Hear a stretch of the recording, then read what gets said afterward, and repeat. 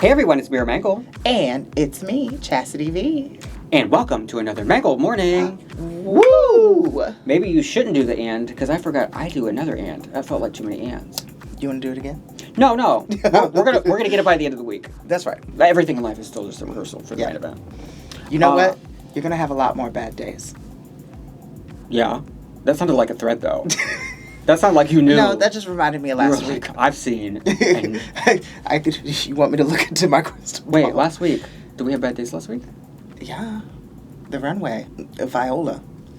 When she was like, this is the worst day of my life. And they were like, you're going to have a lot more bad days. The worst that happened to you is a bunch of people told you they don't like you. I get that every day. Every day. Check the comments. That's the regular. JK.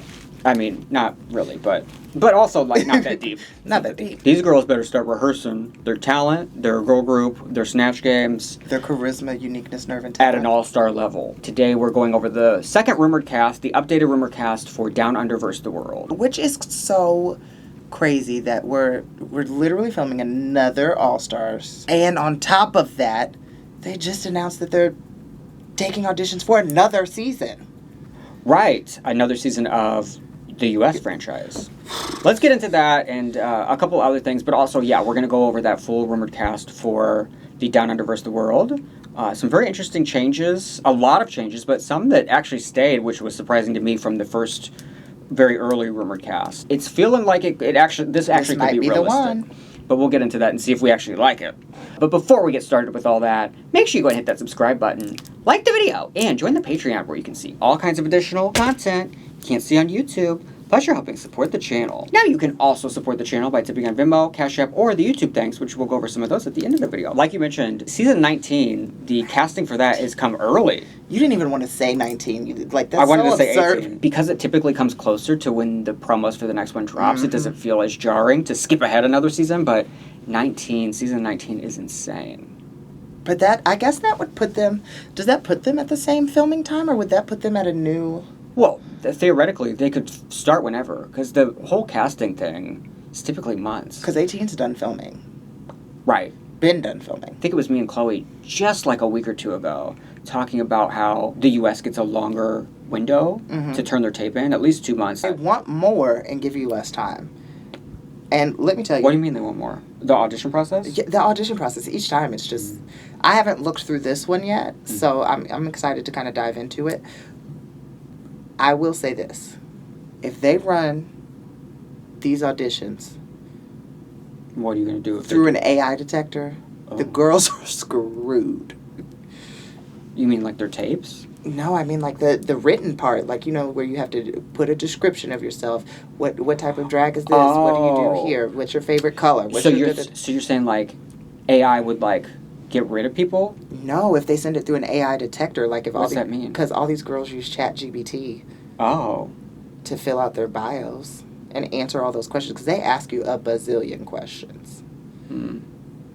I remember that. I think the last time I auditioned was for 13 or 14, and it was so much. And they have like time windows they want you to do it in. That some of them are unreasonably short. To like, tell me about your life story in 1 minute. Yeah. Like, well, I'm talking about for the video part. They literally don't even pay attention if you do the video the way they've asked you to do the video. Oh, since I did that years ago, I've seen so many of the Rude Girls videos, and no one follows the rules. No one follows the rules. And those are the girls that get cast. And they got on, yeah. I think I've aged out and my ship has sailed. If you've aged out, I'm dead in the box, in the floor. Well, I didn't want to tell you, lady, but... This is how I find out. No, I've noticed by the casting lately. Yeah, casting. Sasha Colby won, and they said no one else. But also, there's not a lot of people our age auditioning. You think? Anymore. Well, that makes sense. I haven't auditioned since I was like 33. Yeah, a lot of the people our age aren't auditioning, and the commitment to World of Wonder that you make. Right. It's a lot. I remember there was like so many specifics about like DragCon and, you know, That like season, which ones you go to and how much you'll get paid and what you have to do. And I think we even talked about it. It might have been on Patreon one time, but we talked about like how you're pretty much signing your entire brand over to them. And, like, they can make products of you and sell it, and you don't see a dime of that. I will say, though, the girls I know, it's like a who gonna check me boo. Yeah. Like, who's gonna enforce it? Yeah. Because I also know there are girls that will, like, no, I have to follow the rules, and so they don't ever do anything. Mm-hmm. And those are the girls that don't make a scene. You got to ask for forgiveness, not permission. I wonder what the repercussion is, though. I wonder if they've tried to, like, get any monetary value out of those girls. Like, okay, well, if you're not coming back, you have to pay this fee. I've not heard of it. No. And I know girls that have turned it down. So I know girls that have basically broken the contract in every way, and there's nothing that comes of it. And in fact, most of the time, they don't even notice. Like, no one even says anything. You know what I mean? Yeah. So, not to say, like, go out there and just, like... I'm pretty sure there's a girl on this rumored cast list who went on live and told deep tea about the season she was recently on. Right. I mean, the girls will say... Yeah, all the time you're like, should you be saying that? But I think early on in RuPaul, in the franchise, I think that there was probably... more repercussion. Now you were kind of like it's inevitable, chastised, but like now it's like, yeah, everyone does it every week all around the country. It's LGBT History Month. Yes, the only reason I know is because of RuPaul's Drag Race. I forget that we have that. Yeah, up until they do this every year. First they did the black winners, then they had the dolls, then they had the trans dolls, then they had Latin queens. And then they had the Asian girls. And now we have... This year they have the pageant queens. Dum, da, da, da. Did you watch the little YouTube video of this? I didn't, but I did see the promo, and I was like, stunning. Yes. Do you have a favorite? I have a favorite hands down. Akira. See that bitch. Akira looks done. Oh. And Latrice, to me, looks very, like, updated, polished version of Hot Chocolate. It is giving hot chocolate. It's giving hot chocolate, yeah. like homage to hot chocolate. Sam, I'm a little underwhelmed with Sam because I can order that on Fashion Nova right now. Oh. The videos are typically more serious or like have a message, right? I guess you could say the message is, don't put pageant queens in a box. But I mean, also, that message has been made clear over the years. You also have to remember that this was the pageant queens are the reason why there is a RuPaul's Drag Race. And they touched on that too. I wish they could have done it even deeper. But what I did like about this video was it was the shadiest one ever. There are so many pageant girls missing from this picture. The number one I feel like that's missing is Sasha Colby. Sasha Colby, Asia O'Hara. Right. Trinity. They put her daughter in there. Trinity the Tuck. Well, Trinity I don't think was available for this. I don't know. Do you follow her? Mm-mm. Trinity just got a facelift and her nose done. Yeah, she went... Well, she also got all the silicone scraped out of her face. So she got all the silicone out of her cheeks. Wow. She got the silicone taken out of her lips. She got a lip flip, a facelift. So she got the old face removed and a new one put installed. Basically, and then they shaved down her nose. Asia's won a big multiple national pageants. Sasha and Asia, I feel like, are the top two. And Coco. She former Miss Gay America. Brooklyn can sometimes have that, like... She just, like, some of the stuff she said was just... She was so unlikable in this video. It was insane. Damn. She's talking about, she's like...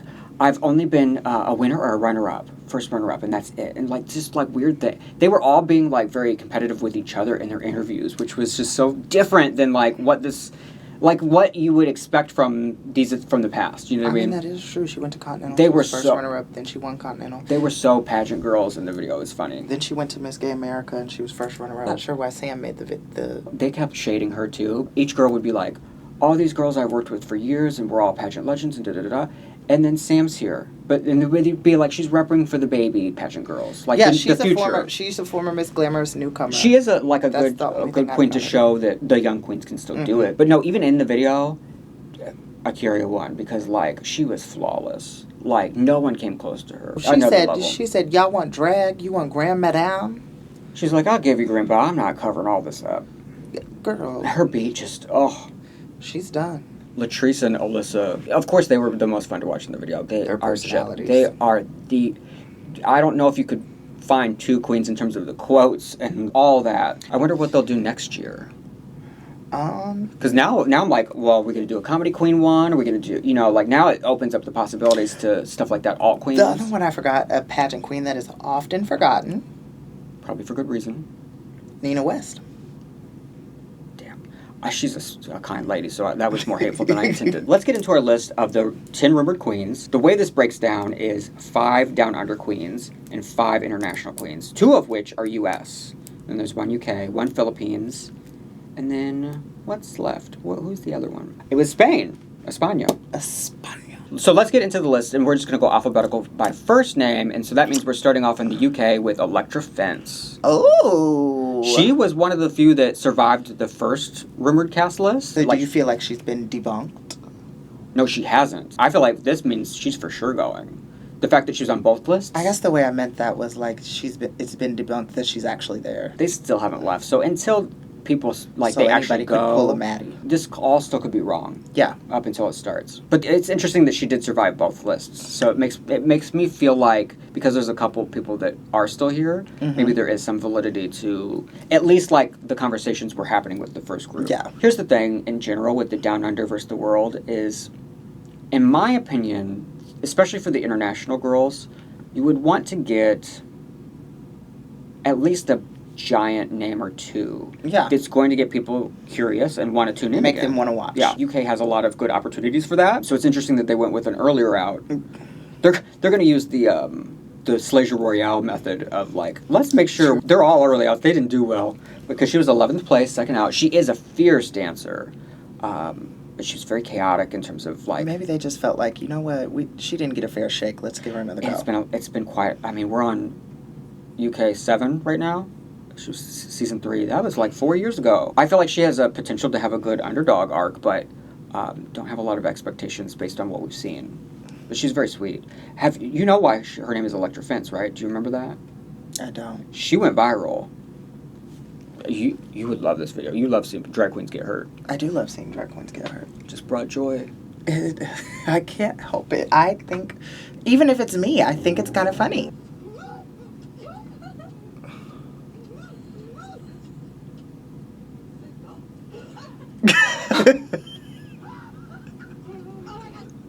Damn. Wait, let me see. The end. One more time.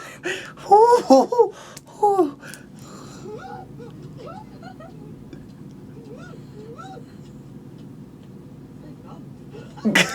That face, that Is it even convulsing. Elektra Fence? And so that's her name. That's why. That's the origin. You go, gal. We go from Elektra Fence to etc., etc. She was on season 1 of Down Under. 7th place, 0 wins. Although she's one of those queens that, like, made it about halfway. It was a fierce looks. But people still really enjoyed her. I really liked her a lot. Yeah. She's one of those queens that I felt like didn't get seen properly. Like, there's times where she could have been a top or be seen by the judges, but they just kind of kept her safe, and then she's out. All Stars all of a sudden is really, really honing back in on these redemptions. The Down Under queens they picked, I feel like those are really strong choices. It's the international ones that are, like, a lot of them are just kind of feel random and surprising. Next, Freya Armani on Down Under season 4. She was 4th place. I think she either cut right before the finale or did make the finale, but she didn't get to lip sync for the win. Yeah. Yeah, she did make the finale, but didn't get to lip sync. She was another queen, even more so than etc., etc., where there's a couple challenges I think she could have won for sure. She was very strong, had that superstar quality. I'm liking this theme of the girls who do have the quality to be a superstar. And like you said, the Down Under choices thus far seem pretty solid. Yeah, she's beautiful, so pretty, and just so lovable. I'm excited. She was definitely like... But still, and again, no wins. Right. Has anyone had any wins? No. So far, we're at a 0 win. We're at a drought. Next, Gabriella Labucci, runner-up on season 3 of Down Under, and she has 1 win. There we go. Gabriella was wild on the runway. Okay. She'd come out looking like a or sometimes, and then sometimes a fun camp look. Okay. Sometimes a combination. I like to look like a cheap prostitute most of the time. There was a time I was a cheap prostitute, so... What's changed? Now I do it for free. Oh, damn. Next, Down Under season 1. This is kind of controversial. Karen from Finance.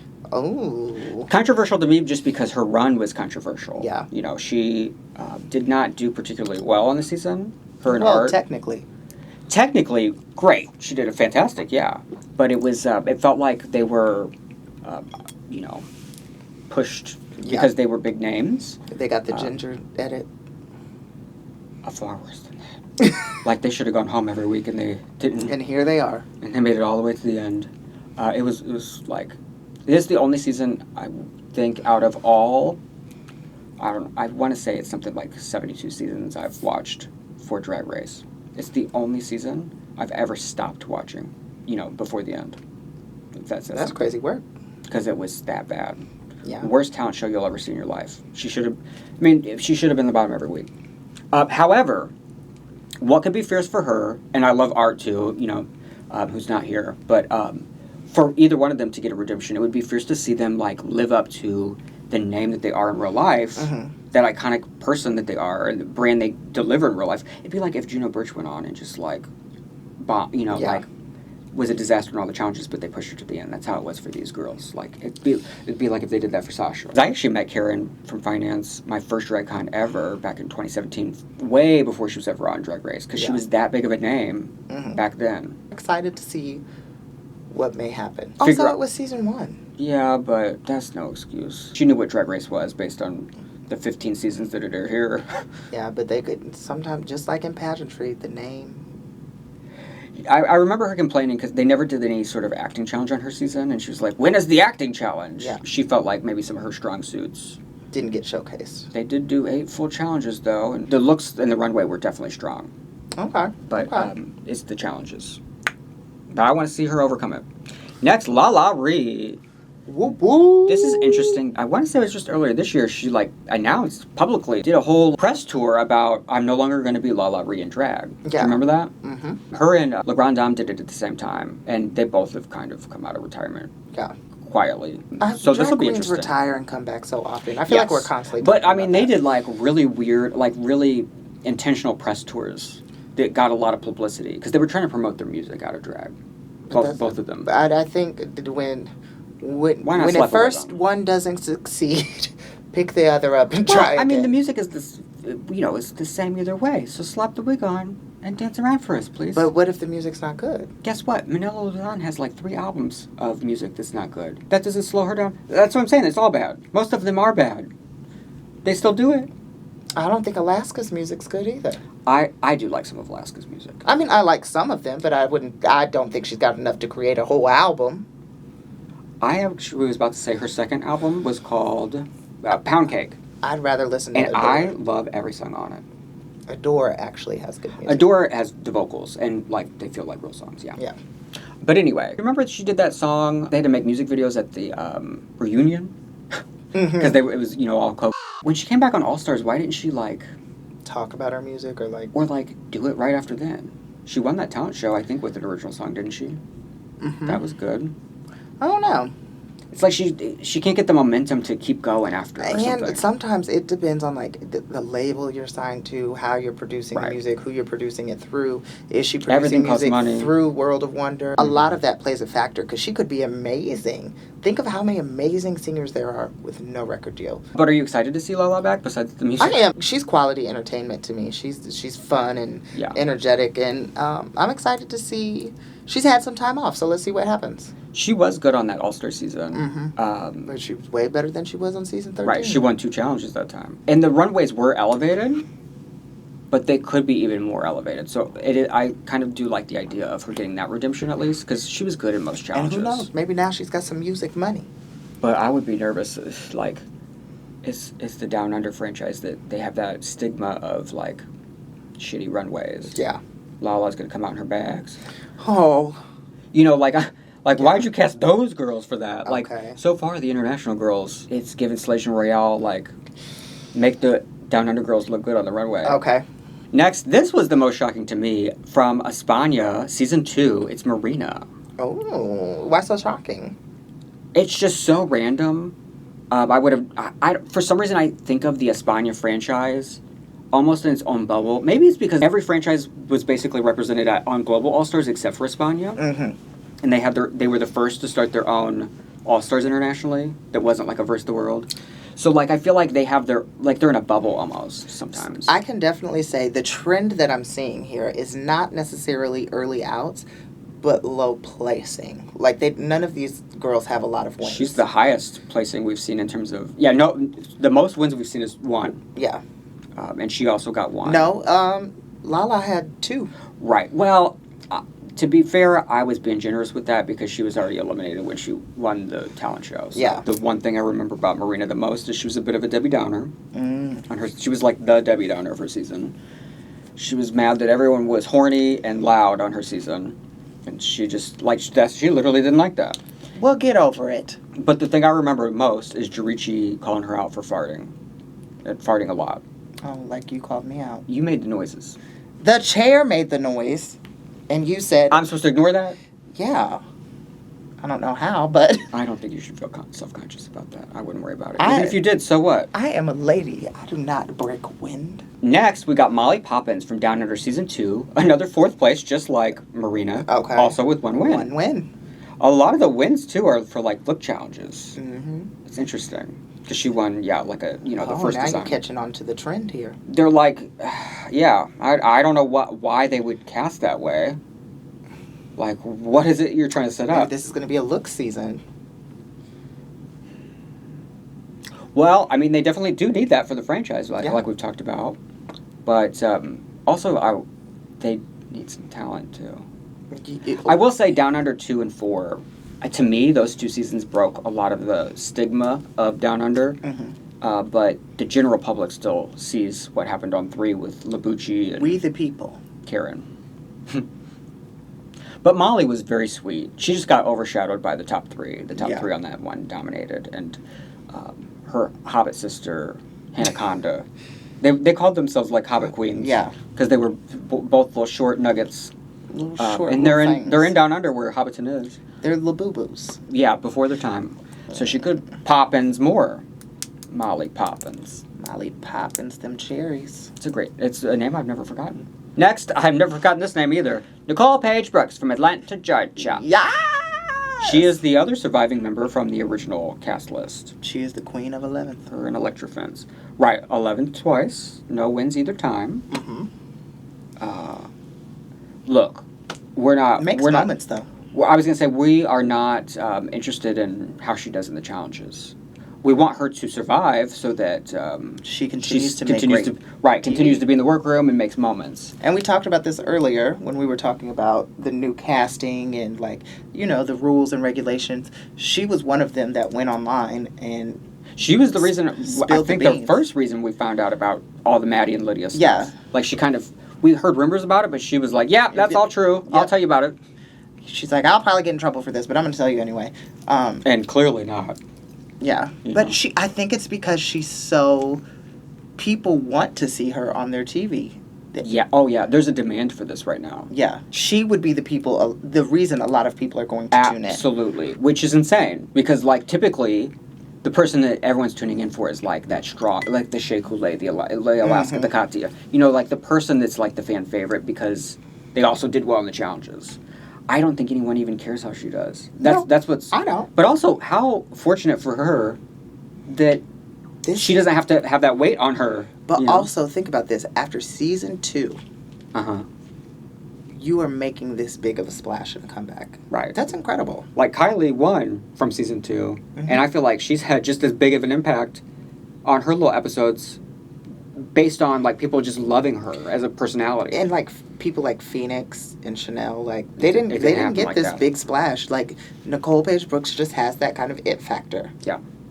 It was kind of reminiscent to a Tamisha Iman. All the quotes and just the reactions and all of it was just so good. That's somebody else I wish. I just keep putting on my wish list. I saw another podcast video where somebody they were talking about Tamisha, and they were they feel like now where she's at in life and her career that she would go back.